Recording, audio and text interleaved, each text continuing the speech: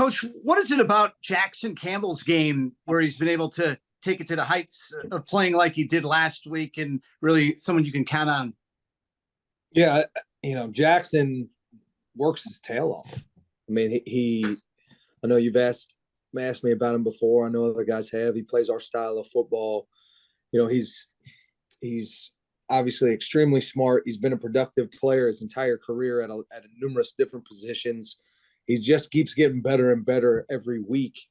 And I think it's a testament to him, his work ethic, his athleticism. I think Coach Brown really working with him on trying to teach him the finer details of playing outside linebacker and specifically the striker position. I think he's still just scratching the surface of the type of player that he's going to be. And I think he grew up big time on a big stage on Saturday. I was super excited about how he played, and I think he's just going to keep getting better and better. What about that play when he went up and over top of everybody? Yeah, in full transparency, my eyes were at a different spot on the football field. I knew we obviously heard the crowd roar, so I heard and obviously saw him getting up off the quarterback and knew he sacked him, but I had no idea that he hurdled the B back and was able to make that play until I saw it on film on the plane ride home and was just blown away. Is the development of a player like Jackson kind of contagious when other guys see his work ethic and where he can go when he listens to what he's being, coached, and then he's able to reap the benefits like he has?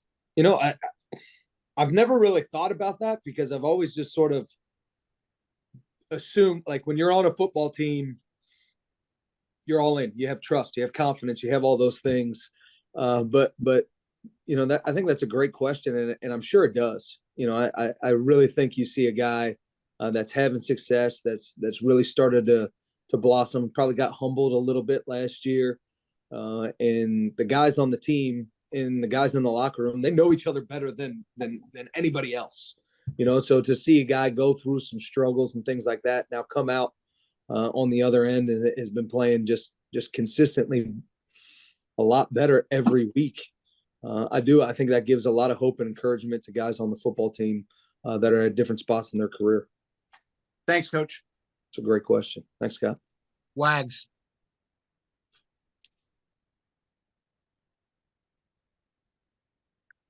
PJ, can you talk about the play of Kyle Jacob against Air Force? I mean, he was a force. He was everywhere. He was all over the field. I think, that they had him down with 10 tackles and 43 snaps. As coaches, we go back through it. I had him down for 16 and 43 snaps. I had him down for 8 solos and 8 assists. I mean, I thought he was all over the place. I thought he played at a really, really high level. We've had excellent linebacker play in a lot of games since I've been here, and that was as good as I've seen a linebacker play in my 6 years here. I thought he was everywhere. He played a really, really clean football game outside of one boot. But in the run game, I mean, he had 3 big hits. I mean, the one hit on the quarterback was like the quarterback got hit by a semi truck. I mean, it was impressive. I thought he was awesome. I'm smiling because I ran into Kyle Jacobs' mother and father the next morning at breakfast in the team hotel. And I said, Kyle had a great game, led the team with 10 tackles. And he said, I had him for 16. Did he really? All right. I'm like, I said, that's a pretty big discrepancy. I said, you sure? And he's like, you watch the film and see if I'm right. Yeah, I had him for 8 solos and 8 assists. Okay. 16. Is Ross going to make that correction? His dad does a good job up in the stands tracking. Yeah, I was to say he was on it. He didn't miss one. It's the home team does that, and it's scores discretion. And in fairness, of course, the press box is on the moon, so not an easy place to stat. That's a hard job. I got the deal of being able to stop, pause, rewind, do all those things is a little easier in that setting. So what I was going to ask is, with the way Jacob is playing, how much does that take some of the pressure off Colin Ramos? Because I'm going to guess that teams tend to key on Colin Ramos and want to make sure they got him blocked. But if you got another inside linebacker making plays, then it's hard to do that. We're all,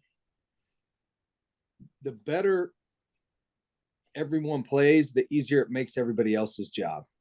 And that's what we're really striving to do defensively, is just really take pride in doing our job, whatever your job is, whether it's the middle linebacker, whether it's the D tackle, the nose guard, the free safety, the bandit, cornerback. It doesn't matter. Whatever your job is, our goal is to go out there and do it better than we've ever done it before. And when we do that, it does make everybody else's jobs easier, because we're all performing at a high level. We're winning our one-on-one matchups across the field. And that's obviously ultimately the goal, is week in and week out, we got 11 guys performing at a really high level. You started Tyler Narayan at tackle. What did you feel? Did he just earn it in practice? Yeah, no. Yeah, I got to give full credit to Coach Hall with that. He brought it up early in the week on Monday morning, and just felt like Tyler's understanding of the playbook, his banked reps playing option football, his two-step quickness, his awareness, just set him up to be really successful in this particular game, and gave us the best chance to win. And I've got full trust in Coach Hall and everything that he does. Believe in him. He gave Tyler the opportunity, and Tyler ran with it. I mean, just because we say it in a staff meeting doesn't mean that that's ultimately what's going to happen. They got to perform at practice in terms of preparation, getting ready for the ball game, and Tyler did that. And I thought he went out there and played our style of football. And I thought when Kendall went out there, he played really good football as well. And we got a lot of good reps from our defensive tackle position. So is that pretty much, are you to now basically, they're even atop the depth chart, those two? I think it's always a week in and week out deal, Wags, and moving into this bye week, getting ready for Charlotte. There's going to be competition at a lot of spots. I thought Matt Reyes went out there towards the end of the game and provided a ton of value at the defensive tackle position. I mean, I know Xavier Arrington on the same thing at nose guard, and that's one of the unique things we talked about as a staff today. I mean, for freshmen and sophomores and some juniors to get 13 valuable snaps in a CIC game, for us to be able to evaluate those things and see where they're at, and those guys to be able to play in that environment and continue to grow moving forward. That's been an awesome deal for us this year. And everybody is always being evaluated every week. Nobody's job is safe. We're always going to put the best 11 guys that we possibly can out there and mix and match and do what we need to do to get the best guys out there. And that wasn't the only position we did that last week. It was the position that we ended up making a change on, but we're always looking for a better way to do things. I think that comes from our head coach. There's nobody better in the business than Brian Newberry of trying to find a better way to do things and constantly searching for a better way to do things. And I think that permeates through our staff and our football team. So last for me, what would be your overall assessment of the defensive performance? You held them to 7 points. A couple times you bent but didn't break. They, we got them, that sack at the end where they were trying to threaten to score, maybe try to keep themselves in the ball game. What was your overall assessment? Yeah, I thought our guys constantly responded throughout the course of the football game. We challenged them going into the game about our effort, our block destruction, our tackling. I thought those were much improved. And I really felt like every time that they made a play, we responded through adversity. And I was really, really pleased with how our guys responded in every situation that they were out there on Saturday, or maybe not every, but a majority of them. And there's always things to improve on. As football coaches, we're never happy. there's always things to improve on, always things to get better. But I was really impressed with the resolve of our guys when they were able to make a positive play and put us in a tough position. I felt like we always were able to respond and get the ball back for the offense.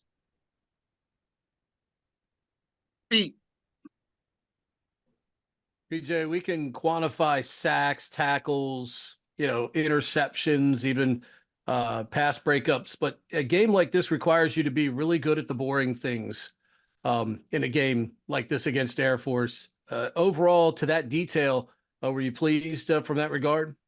Yeah, I think that's a great question, and we talk about it. You cannot get bored just dominating your job, and for the most part, I thought we were really, really good in that. There's some instances where we got a little bit dirty with our eyes, and we're able to come out for the most part okay with some of those things.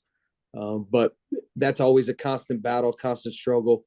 But I thought our guys showed a ton of resolve, a ton of grit.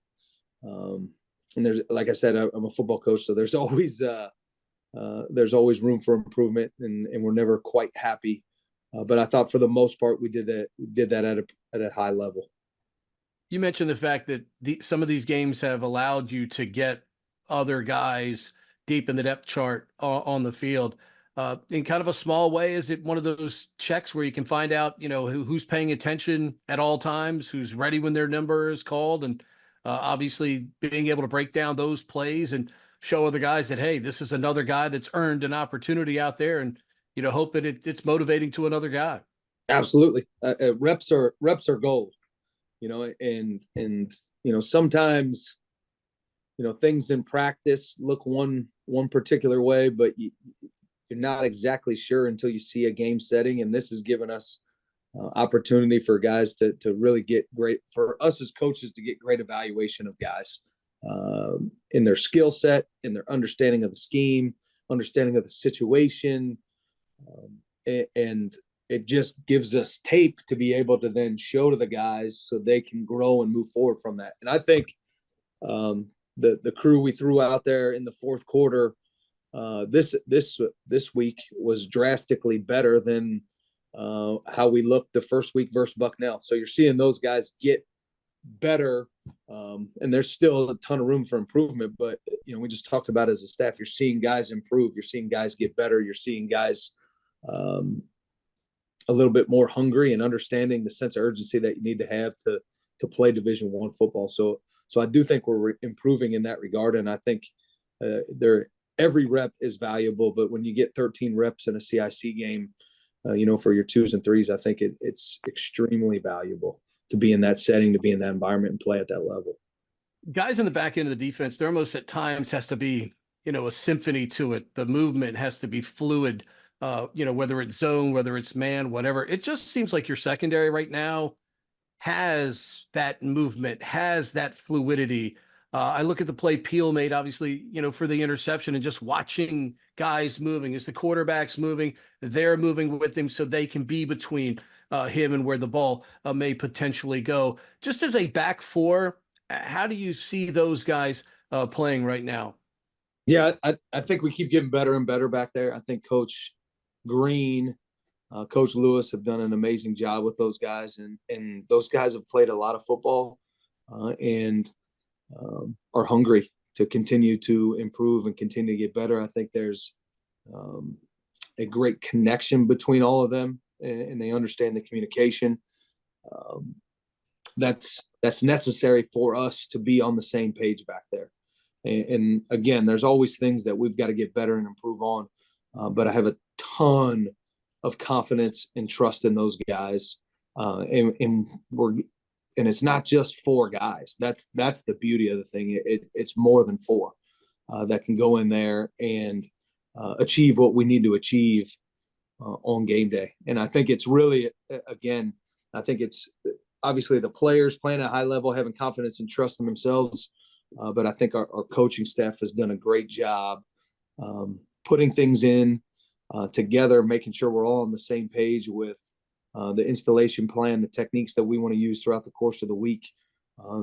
based off of what we're seeing from our opponent, and everybody then being on the same page and being able to collectively get those things done on game day. Thank you. Thanks, Pete. Scott Wyckoff. Coach, how important is it that you take advantage of the bye week time that you have, you and your staff, for recruiting this week?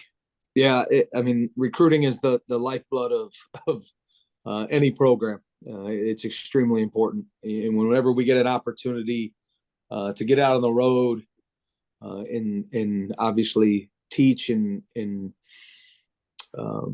present about Navy football and everything that we have going on here at the Naval Academy here in Annapolis, the Brotherhood, anybody that will listen to those things, it's extremely important for us to make sure that they get that message and see that, and obviously strike while the iron's hot. I think that's big. This team's starting to get some recognition, and that's great, grand, and wonderful. And the best thing that is for is not this particular team, but it's for recruiting and to bring notoriety to our program at an even higher level than usual.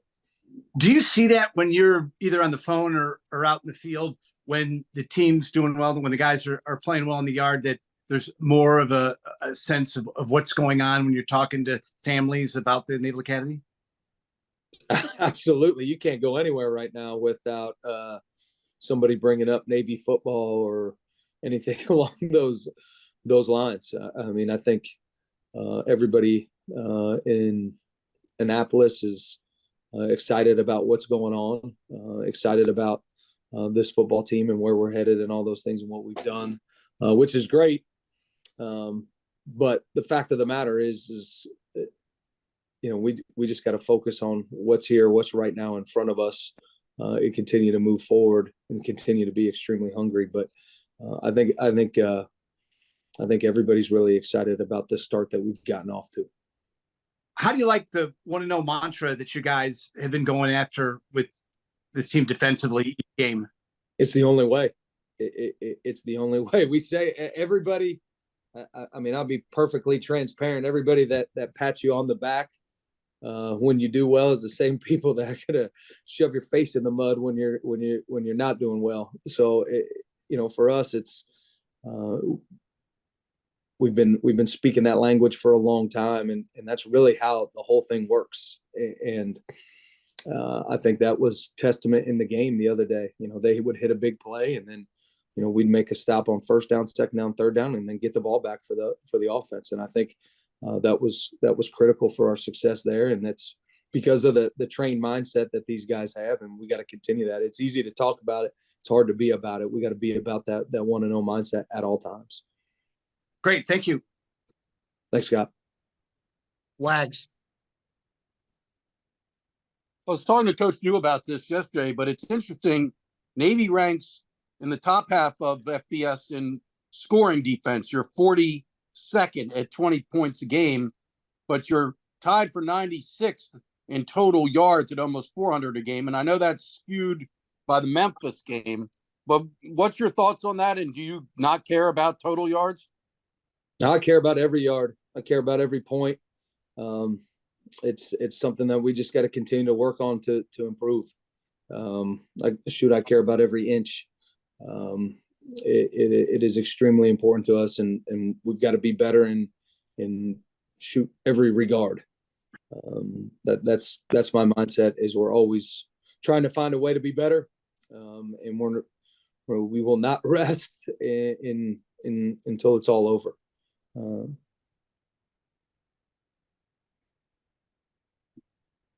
Well, and Strauss pointed out part of the what helps you on the scoring defense is your red zone defense is really, really good. I mean, Coach New had said that you're on the field a little bit more because some of the real quick drives. I mean, do you feel like the defense is wearing down at times, or what would you? I think our guys play their hearts out no matter what. Anything that doesn't go right defensively solely rests on my shoulders, and I have to make sure that I do everything in my power to fix it and put guys in spots to be successful. And every game for us as coaches and myself in particular is a learning experience. Once we come back and we evaluate it and look at what's going on, and we just trying to find ways for us to be better, and we want to go out there and perform at a really high level, and obviously ultimately we want to win the football game, but we want to perform each particular play at the highest level that we possibly can. And we feel like when we do that, we'll be a formidable defense and really hard to play offense against. And that's obviously what our goal is.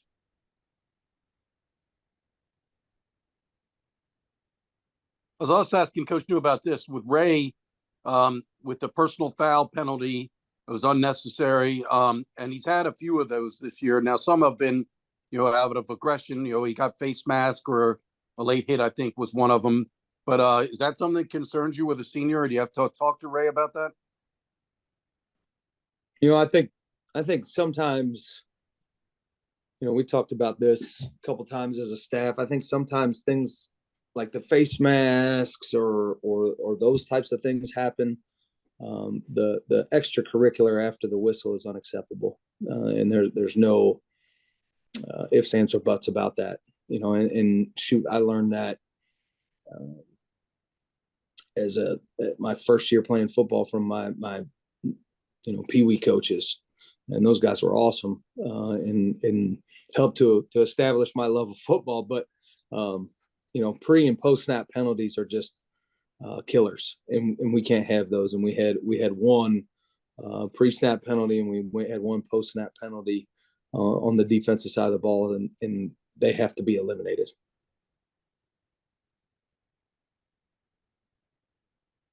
Thanks, PJ. Thank you. Pete. Just another one follow-up for me. During these bye weeks like this, do you guys as a defensive staff ever look at our offense as part of that self-scouting and just like, hey, what do you think type thing? Or is that just something on your side of the ball there's just no time for, even with a bye week in season like this? It's hard time-wise in terms of that. I know Coach Newberry brought it up in his media conference yesterday, was that he was going to take a peek at our offense from a defensive lens to just be able to provide some type of insight to Drew and the rest of the staff over there.